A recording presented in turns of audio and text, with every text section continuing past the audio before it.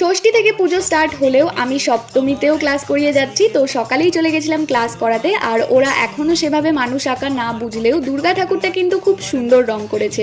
তো ক্লাস করিয়ে বাড়িতে এসে স্নান করে নিয়েছি, কারণ আজ যাব প্যান্ডেল হপিং করতে, যেটার গেট রেডি কিন্তু আমি অলরেডি পোস্ট করে দিয়েছি, যারা দেখোনি দেখে এসো। তো এখান থেকে যাচ্ছিলাম আমি আর আমার বন্ধু। প্রথমেই দমদম নেমে মেট্রো টিকিট কেটে চলে যাই বেলগাছিয়া, অ্যান্ড এখান থেকে আরও দুজন আমাদের সাথে অ্যাড হয়েছিল, পার্সোনাল রিজনের জন্য দেখাতে পারলাম না। তো প্রথমেই একটা প্যান্ডেল দেখে চলে এসেছিলাম মেলায়, আর একটা ইয়ারিং কেনার ছিল, তাই মেলা থেকে ইয়ারিং কিনে সঙ্গে সঙ্গে সেটা পরেও নিয়েছি। অ্যান্ড তারপরেই পাক্কা 1 ঘন্টা লাইন দিয়ে দেখলাম তালা প্রত্যয়ের দুর্গা প্রতিমা। ঠাকুর দেখে বেরোতে না বেরোতেই দেখলাম ফুচকা, তাই খাওয়াও সেরে নিলাম তাড়াতাড়ি। লাস্টে শ্যামবাজারে এসে আমরা ভিআইপি পাস কিনেছিলাম প্রচণ্ড ভিড় দেখে, বাট পাসের লাইনেও যে এত ভিড় ধাক্কাধাক্কি, সেই তুলনায় ভেতরে কিছুই ভালো লাগেনি আমার। আর সারা রাস্তা জুতো পরে পায়ের অবস্থা হয়ে গেছিলো টাইট, তাই আর না ঘুরে রওনা দিলাম বাড়ির পথে। তো আজকের মতো এতটাই, চলো টাটা।